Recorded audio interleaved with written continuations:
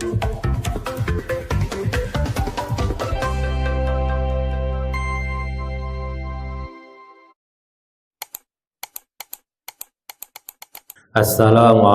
warahmatullahi wabarakatuh. Bismillahirrahmanirrahim. Alhamdulillahi rabbil alamin. Wassalatu wassalamu ala asyrafil anbiya'i wal mursalin sayyidina wa maulana Muhammadin wa ala alihi wa sahbihi ajma'in. Amma ba'du fa ya ayuhan nas usikum wa nafsi bi taqwallah faqad faza man ittaqa.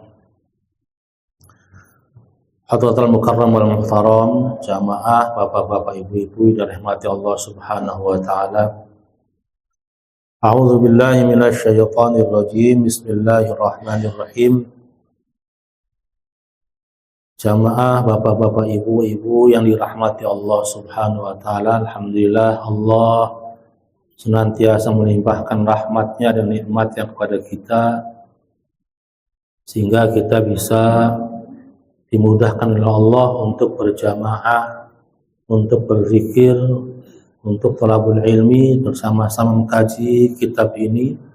Semoga apa yang kita laksanakan ini, yang kita lakukan ini menjadi sebuah amal ibadah yang diridhai Allah SWT, menjadi bekal untuk kita semua dalam rangka mengumpulkan sebanyak-banyak mungkin bekal pahala untuk di akhirat kelak. Dan kita mohon pada Allah SWT mudah-mudahan kita digolongkan orang-orang yang husnul khatimah min ashabil yamin, digolongkan termasuk umat-umat Rasulullah SAW. Salawat yang kita bacakan kepada baginda Rasulullah SAW mudah-mudahan sampai kepada Rasulullah dan menjadi tambahan buat kita semua, baik syafaat bagi kita di dunia juga syafaat bagi kita di yaumul qiyamah kelak. Yang namanya syafaat adalah merupakan pertolongan dari Allah, dari Rasulullah SAW untuk umatnya. Bahkan di Raudhah itu, makam Rasulullah itu ada tulisan Rasulullah bersabda, syafaati di ahlil kabair min ummati. Syafaat saya untuk orang-orang yang berbuat dosa besar dari umat-umat.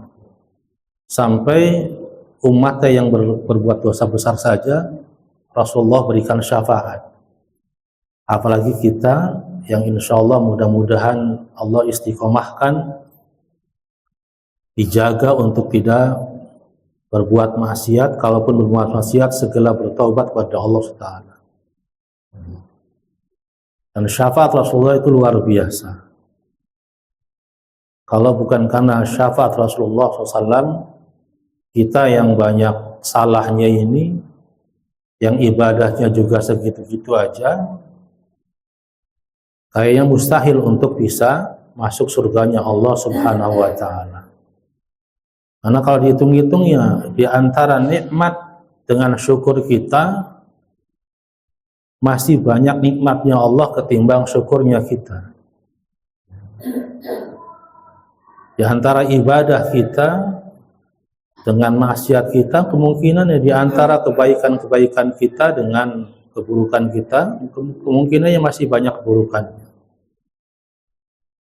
Maka di sini kita berikhtiar, mudah-mudahan bisa mendapatkan syafaat Rasulullah dengan jalan ngaji, dengan jalan juga memperbanyak baca sholawat. Karena baca sholawat dalam kondisi apapun itu Allah terima. Mau lagi berjalan, mau punya wudhu, mau enggak punya wudhu, mau duduk, mau apa saja, ketika kita baca sholawat Allah terima sholawatnya. Dan ditegaskan dengan hadis Nabi, man shalla alayya sholatan sallallahu biha ashra. Hadisnya sahih, siapa yang membaca salawat kepada saya 1 kali, sallallahu biha ashra, maka Allah akan memberikan dia rahmat 10 kali. 1 salawat dibalas dengan 10 kali kebaikan. Maka dalam hadis yang lain Allah angkat derajatnya. Kemudian yang kedua, Allah hapus kesalahan-kesalahannya. Di antara fadilah baca salawat adalah seperti itu. Mau baca salawatnya sambil riya, nggak masalah. Kalau yang ibadah yang lain mungkin ditolak, tapi kalau salawat luar biasa. Dan itu menjadi penyambung kita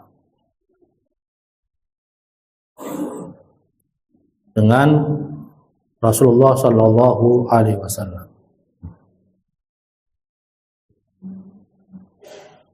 Apabila ada orang yang menganggap remeh, berdebat itu, kenapa Rasulullah SAW yang mulia masih harus dikirimi sholawat? Sholawat itu kan doa.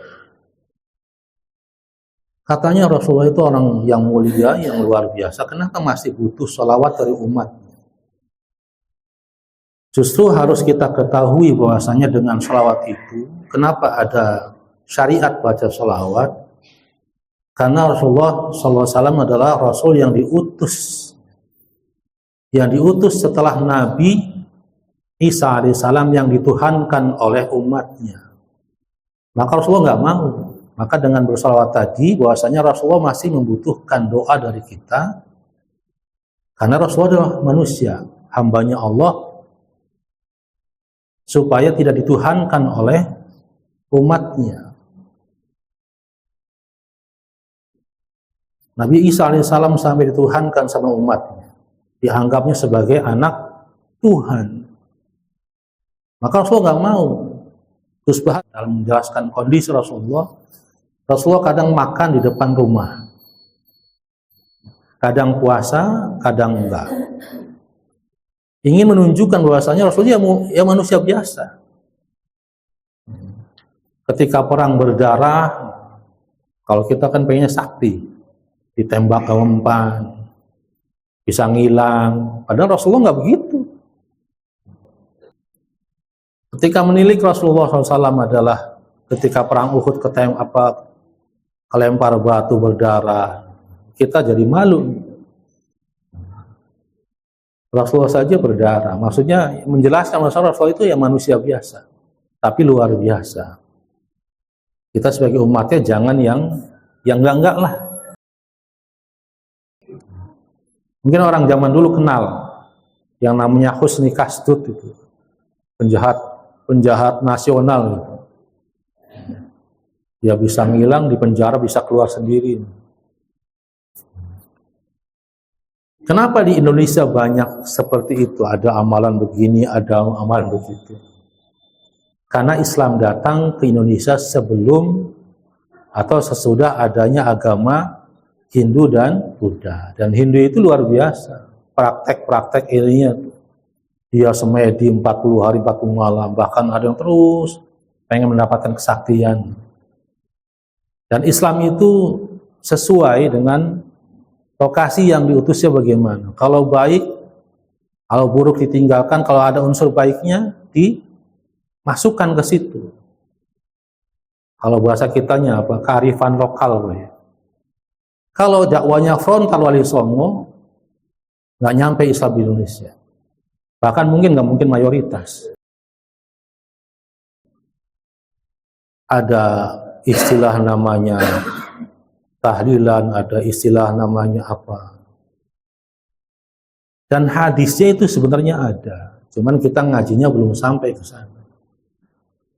Dan di sini Allah mengajarkan kepada Rasulullah SAW dalam hadis kursinya, yaitu Allahumma inni as'aluka fi'lal khairat wa tarkal munkarat wa hubbal masakin wa idza aradta bi ibadika fitnatan faqbidni ilaika ghaira maftunin. Ini kita harus hafalkan. Ya Muhammad, ketika engkau sholat, bacalah ini. Ini doanya yang diajarkan oleh Allah dalam hadis kursi. Allahumma inni as'aluka fi'lal khairat. Ya Allah, aku mohon kepadamu dimudahkan dalam melaksanakan kebaikan-kebaikan, dalam mengerjakan kebaikan-kebaikan. Batarkal munkarat, dan meninggalkan keburukan-keburukan. Wa hubbal masakin, dan mencintai orang-orang miskin. Wa idza aradta bi'ibadika fitnatan, dan jika engkau menghendaki musibah akan terjadi pada hambamu, faqbidni ilaika ghairu maftunin, maka selamatkanlah saya sehingga tidak terkena musibah tadi. Kenapa di sini ada terselip doa wa hubbal masakin, dan cinta akan orang-orang miskin? Maka kita sebagai umat Islam berdasarkan doa ini harusnya menyayangi orang-orang miskin dengan membantu mereka. Dan Rasulullah adalah panutan yang luar biasa. Cintanya terhadap orang-orang miskin sampai kita umatnya salah pengertian terhadap beliau. Hampir semua kita mengatakan Rasulullah adalah orang miskin. Padahal enggak. Beliau orang kaya luar biasa yang hidupnya sederhana. Sanggupkah beliau punya, kalau katakanlah zaman sekarang punya mobil Alphard, sanggupkah? Sanggup. Kenapa enggak sanggup? Cuman beliau lebih memilih hidup sederhana. Kenapa sampai seperti itu? Hikmahnya adalah agar orang-orang miskin yang butuh beliau tidak segan. Kita ketika pengen datang, pengen konsultasi, pengen ngobrol, pengen nanya, nggak segan. Bayangkan kalau orang kaya, Pak. Orang miskin itu mentalnya ketika ada orang kaya malu. Pengen main aja malu. Pengen ngobrol saja malu. Nggak enak, rumahnya gede banget. Maka Rasulullah ajarkan seperti itu supaya ya tadi orang ngobrol dengan beliau itu nggak ngelihat, nggak takut gitu, jadi nyaman. Yang miskin, yang kaya. Kenapa saya katakan Rasulullah ada orang yang kaya raya? Beliau ketika menikahi Sayyidah Khadijah, istrinya beliau yang pertama adalah mas kawinnya adalah 40 ekor unta terbaik. 40 ekor unta, pas satu ekor unta harganya berapa? Sama dengan satu ekor sapi yang beratnya 1 ton. Kira-kira berapa, Pak? 60, 100 jutaan. Dikali 40 ekor. Apakah dikatakan orang miskin ketika menikah mas kawinnya seperti itu? Dan luar biasa, bahwasanya Rasulullah ketika beliau berdagang menjadi karyawannya Sayyidah Khadijah sebelum menikahi beliau, ketika beliau berangkat ke negeri Syam bawa dagangan dari Sayyidah Khadijah ke Syam, dijual habis semua. Dan habis ketika pulang, beliau bawa lagi dagangan dari sana. Dibeli bawa dagangan dari sana, bawa ke Mekah, dijual lagi, habis lagi. Jadi double untungnya. Banyakan orang dagang itu ketika dia jual ke sana, sudah habis, dia pulang kosong. Kalau beliau enggak. Dan honornya, gaji beliau ketika menjadi karyawannya Siti Khadijah adalah kurang lebih 200 juta lah. Sekarang kalau mengikuti sunnah Rasulullah adalah kalau jadi karyawan gajinya 200 juta. Kira-kira karyawan apa tuh? Dan kita salah semua, ya Allah. Rasulullah SAW adalah bukan karyawan. Kalau memang dia karyawan, gajinya 200 juta. Beliau adalah seorang pengusaha. Dan kita umatnya harusnya seperti beliau, sunnahnya ngikuti beliau sebagai pengusaha. Orang pengusaha itu bebas, Pak. Ngapain aja bebas. Dia yang punya usahanya, dia yang punya kerjaannya. Bukan karyawan. Kalau karyawan kan diatur. Kamu harus masuk jam sekian. Pulang jam sekian. Istirahat jam sekian. Harusnya jadi pengusaha, berdagang. Luar biasa sunnahnya Rasul yang kebanyakan umat tinggalkan adalah seperti itu. Kenapa wahubal masakin, mencintai orang-orang miskin? Bahkan satu riwayat ada orang miskin yang datang ke rumah Rasulullah dan Rasulullah nggak ada. Akhirnya balik lagi. Saking orang miskin tadi pengen ngasih hadiah, dia kerja dulu di pasar. Rasulullah nggak ada, balik lagi ke pasar. Saya pengen bawain sesuatu ke Rasulullah. Ketika pulang Rasulullah ke rumah, kata istrinya, Sayyidah Aisyah, tadi ada yang mencari Rasulullah. Siapa? Dan kenal Rasulullah orang. Oh, kemana beliau? Sekarang mungkin lagi ke pasar dulu katanya. Ke pasar. Lagi duduk, si orang miskin tadi menawarkan tenaganya. Barangkali ada yang butuh tenaga angkut. Dari belakang disikap sama Rasulullah, tutupi matanya. Sambil bilang, siapa yang mau beli budak ini? Orang-orang pasar sebelum pada ketawa. Karena tahu yang nyikapnya nggak tahu. Orang miskinnya nggak tahu. Pas tahu, ya Rasulullah saya harganya murah. Nggak untung kalau dijual. Kata Rasulullah, ya mungkin murah di hadapan manusia. Tapi engkau mahal di hadapan Allah. Ada orang miskin yang cinta sama Rasulullah SAW.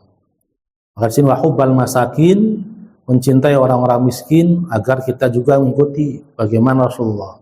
Beliau kaya tapi hidupnya sederhana. Hampir bahkan sampai diriwayatkan 3 hari nggak makan, diganjel perutnya. Kenapa? Karena takut ketika dia memuaskan keinginan makannya, jatahnya di surga dikurangi. Bahkan sampai dipotongkan kambing sama sahabat Umar. Ketika makan sisanya banyak. Ya Rasulullah, engkau nggak makan 3 hari. Kenapa makannya sedikit? Cukuplah supaya menegakkan badan saya bisa ibadah. Dan saya nggak mau jatah kenikmatan ini Allah kurangi di akhirat, di surga. Artinya mengajarkan kita sederhana. Kalau memang kita kaya raya, kekayaan kita harus kita manfaatkan untuk membantu umat-umat Rasulullah yang lain.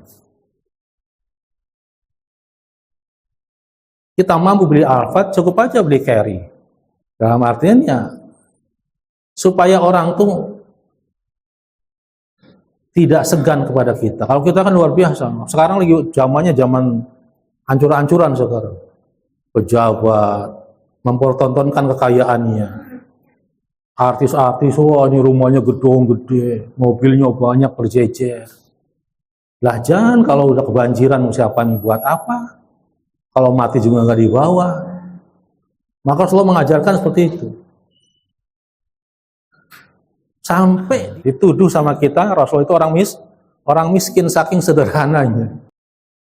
Dan semuanya Rasulullah nggak dibawa.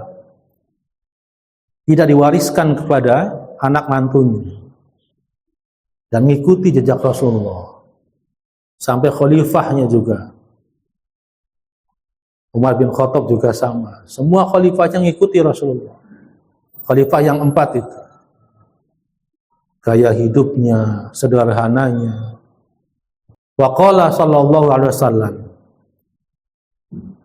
Rasulullah SAW bersabda, qala Allah Ta'ala, Allah berfirman, Ibnu Adam, qum ilayya amshi ilaika.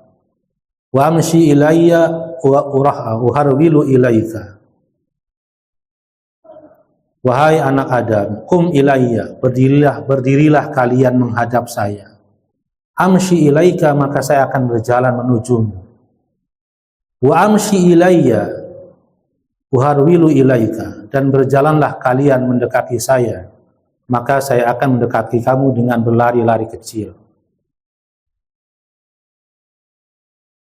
Ini hadis qudsi menggambarkan bahwasanya Allah lebih apa yang kita sangkakan. Kita berdiri menghadap Allah, pengen menuju Allah, Allah sudah datang berjalan menuju kita. 2 kali lipat lebih hebat daripada yang kita lakukan. Apabila kita mendekati Allah dengan berjalan, maka Allah akan berlari mendekati kita. Beda dengan apa? Mengejar dunia. Semakin kita kejar, semakin kabur dia. Maka dalam hadis qudsi yang lain Allah gambarkan siapa yang menghendaki akhirat, maka baginya kehidupan dunia dan pahala akhirat yang besar luar biasa. Dan barang siapa yang mengejar dunia, melupakan akhiratnya, maka baginya hanya yang dia butuhkan saja. Akhirat gak dapat, dunianya segitu-gitu aja. Tapi orang yang mengejar akhirat luar biasa, dunianya tuh tunduk kepada dia.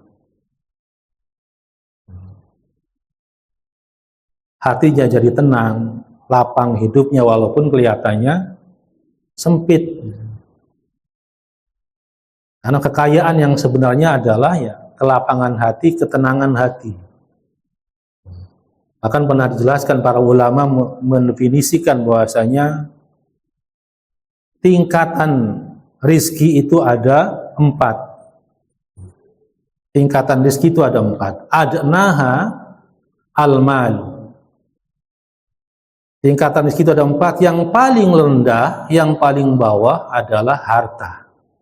Itu tingkatan rizki paling rendah adalah harta yang kita kejar setiap hari. Paling rendah. Maka orang sekaya apapun kalau dia sakit ya percuma.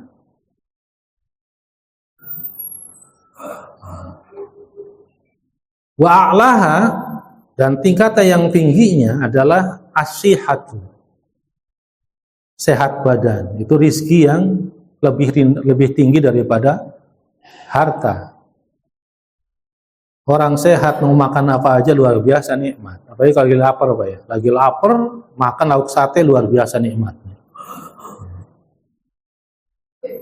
Orang kaya sakit, ada udah kena asam urat lah, kolesterol lah, nggak boleh makan ini. Melihat sate enak bisa, pengen cuman ngiler aja. Kalau makan semaput saya, kolesterol naik, kaku nggak bisa apa-apa. Larinya stroke. Berarti sudah Allah cabut tuh nikmat rizkinya itu. Percuma punya harta banyak juga. Berobat lagi sebulan sekali. Kontrol katanya. Tapi yang sehat luar biasa. Kemana-mana jalan. Bisa menikmati pemandangan. Makan lauknya, garamnya, luar biasa nikmat. Orang sakit dikasih sate empal gentong paling enak juga, rasanya pahit. Maka a'la rizki asyihah.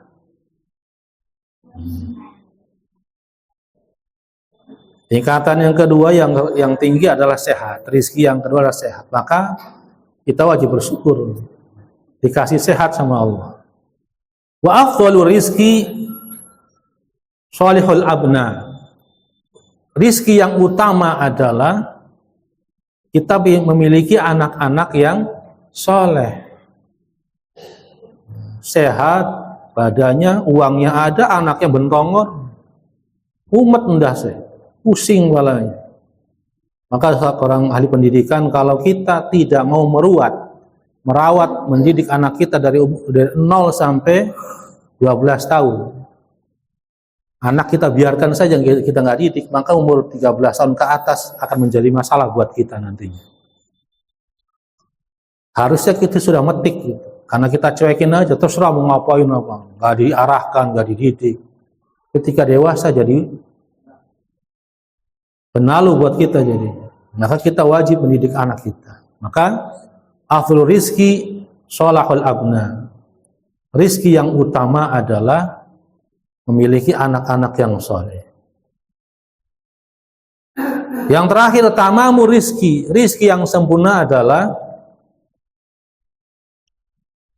taufiqul ibadah. Allah berikan kita taufik, kemudahan untuk taat pada Allah, untuk beribadah pada Allah. Udah ada sempurna sudah.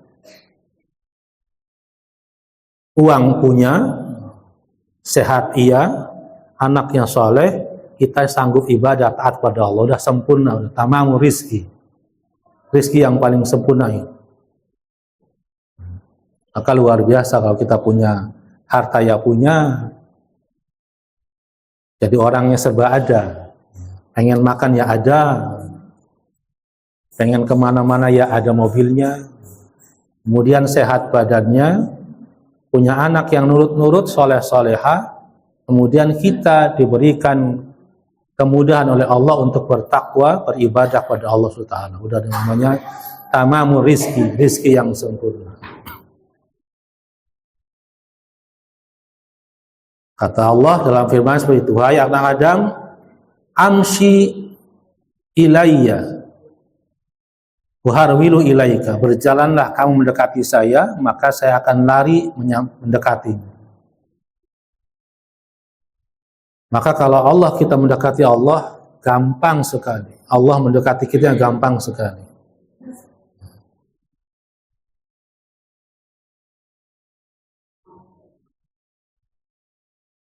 Ibnu Adam, uzkurni sa'atan min awalin nahar wa sa'atan min akhirhi akfika ma baina dzalika. Wahai anak Adam, uzkurni sa'atan, ingatlah saya, berzikirlah pada saya 1 saat 1 jam saja. Min awalin nahar, dari awal hari. Wa sa'atan min akhirih, dan 1 jam di akhir hari. Akfika ma baina dzalika, maka akan saya cukupkan buat kamu apa yang ada di antara keduanya. Ini perintah untuk kita berzikir kepada Allah, menyiapkan waktu, menyediakan waktu. Saatan itu sebentar, artinya sebentar. Sebentar saja ingat zikir kepada Allah. Kita siapkan itu, jangan menunggu waktu kosong, nunggu waktu luanglah nanti ngaji. Tapi kita meluangkan waktu khusus untuk berzikir kepada Allah. Habis subuh habis tahajud ngaji setengah juz atau 1 juz, atau kalau nggak bisa ya 2 halaman. Dikhususkan ini waktu untuk Allah. Saya ngaji, pengen ngobrol dengan Allah, baca Quran, saya khususkan waktunya. Tidak boleh digeser oleh apapun. Akfika ma baina dzalika, maka Allah akan cukupkan apa yang dibutuhkan oleh kamu antara 2 waktu tadi. Allah sediakan. Tapi kita berniat, saya niatkan waktu saya habis maghrib ini untuk Allah. Entah zikir, entah ngaji, i'tikaf, nggak boleh, apa saja nggak boleh ganggu. Maka di sini kita harus meluangkan waktu untuk berzikir kepada Allah di awal hari ataupun di akhir hari. Maka Allah akan cukupkan bagi kita apa yang kita butuhkan di antara 2 waktu tadi. Ibnu Adam, la tu'jiz an tusalliya 4 raka'atin min awalin nahar, akfika akhirahu. Wahai anak Adam, jangan malas untuk sholat 4 rakaat di awal hari. Akfika akhirahu, maka saya akan cukupkan bagi kalian di akhir harinya. Nah, ini keterangannya belum saya dapat. Maksudnya sholat apa? Apakah 4 rakaat itu sholat subuh, qobliyah subuh dengan sholat subuhnya, atau sholat sunnah duha 4 rakaat?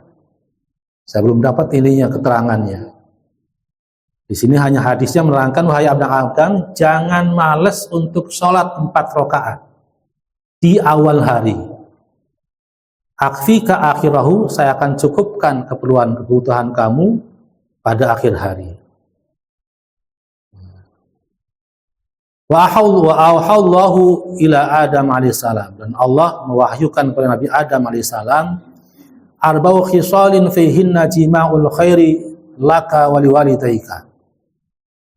Allah mewahyukan kepada Nabi Adam alaihissalam 4 perkara yang di dalamnya terkumpul kebaikan untukmu dan untuk keturunan kamu.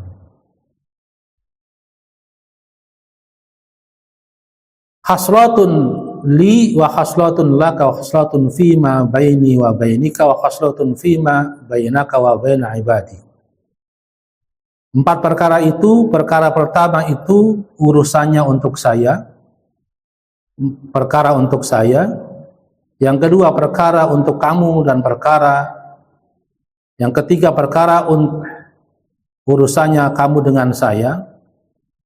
Dan perkara yang keempat adalah antara kamu dengan antara hamba-hambaku. Wallahu a'lam bishawab. Mohon maaf yang sebesar-besarnya, mudah-mudahan bermanfaat untuk kita semua. Yang benar dari Allah, yang salah dari saya. Kita akhiri dengan membaca kifatul majlis. Subhanakallahumma bihamdika asyhadu an la ilaha illa anta astaghfiruka wa atubu ilaik. Wal 'afwu minkum. Wassalamualaikum warahmatullahi wabarakatuh.